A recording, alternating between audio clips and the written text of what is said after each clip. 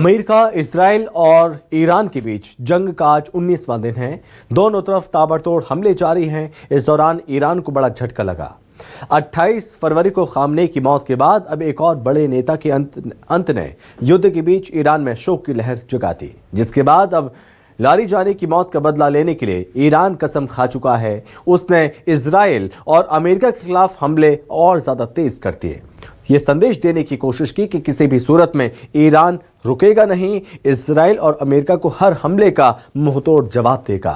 इसलिए खामनेई के बाद जब लारिजानी की मौत ने जंग में नई खूनी कहानी लिखती है, रिपोर्ट में आपको दिखाते हैं।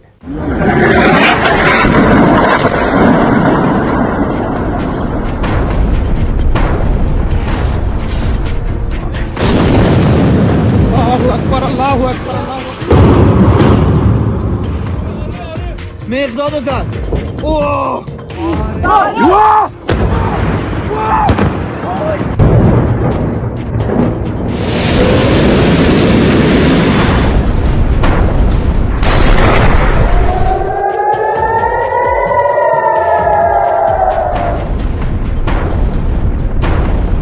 तारीख 28 फरवरी, जगह तेहरान। युद्ध के पहले दिन जोरदार धमाका हुआ और आयतुल्लाह खामनेई की मौत हो गई।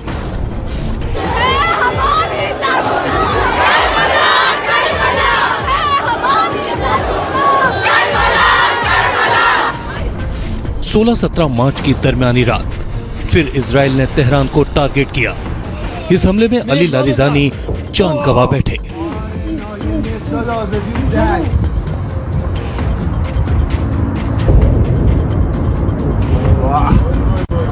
یه دونم پشتشه.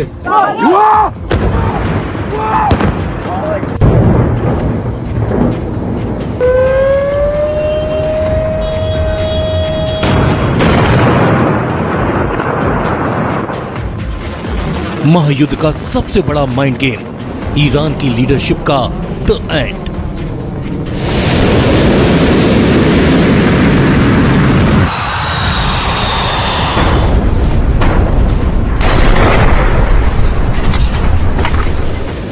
अमेरिका और इजराइल जिस तरह चुन चुनकर ईरान की टॉप लीडरशिप को निशाना बना रहे हैं,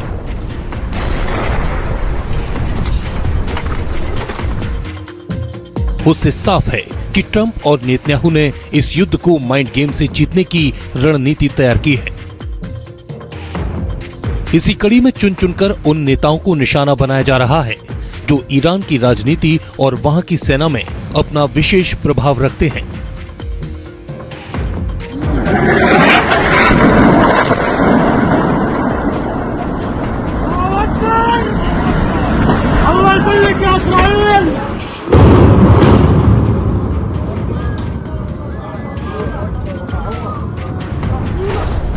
पहले इजराइल ने ईरान के सुप्रीम लीडर को निशाना बनाया, लेकिन जब उनकी मौत के बाद भी ईरान ने घुटने नहीं टेके, तो एक एक करके अब उन नेताओं को निशाना बनाया जा रहा है जिनकी वजह से ईरान इजराइल और अमेरिका के खिलाफ युद्ध में टिका हुआ है।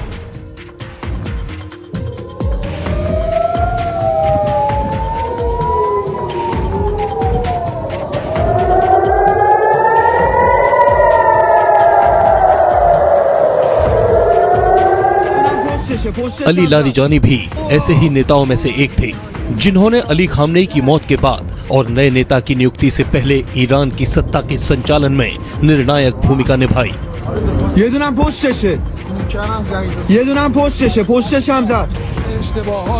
और यह संकेत दिया था कि ईरान लंबे संघर्ष के लिए तैयार है। लारिजानी इसलिए भी ईरान के लिए सबसे अहम थे क्योंकि वो अपनी मौत से पहले भी ईरान को 3 बड़े संकटों से संभाल रहे थे। पहला, अमेरिका इजराइल के साथ जंग, जिस पर उन्होंने कहा था कि ईरान को लंबे संघर्ष के लिए तैयार रहना चाहिए। दूसरा, ईरान में हो रहे विरोध प्रदर्शन, जिसमें हजारों प्रदर्शनकारियों की मौत हुई। तीसरा, ईरान का न्यूक्लियर प्रोग्राम और अमेरिका के साथ रुकी हुई अप्रत्यक्ष बातचीत। इसलिए पहले खामनेई और लारिजानी की मौत ईरान के लिए बड़ा झटका है।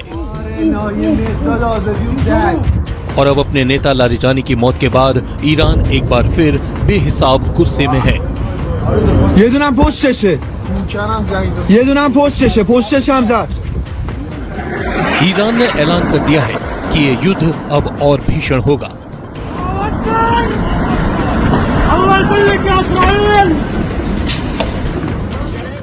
ईरान ने बदले वाला प्रहार तेज कर दिया है। वो चुन चुनकर इजराइल और अमेरिका के खिलाफ मिसाइल दाग रहा है।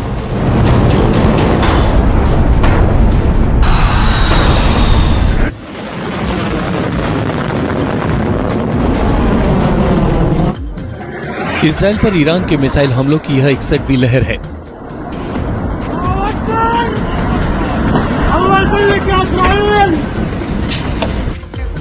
ईरान ने यह वीडियो जारी किया है और कहा है कि अपने एक एक नेता का बदला लेंगे।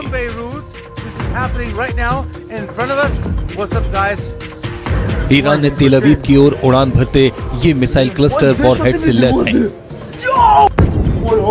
打国际城了。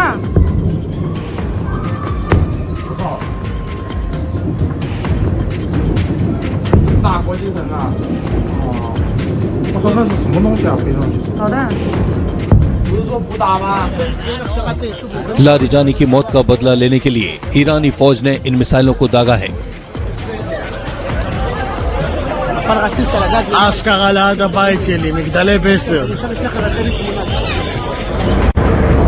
ईरान अपने नेता की मौत का बड़ा बदला लेना चाहता है, लिहाजा ईरानी फौज तेल अवीव को मटिया मेट करने के लिए ताबड़तोड़ वार कर रही है।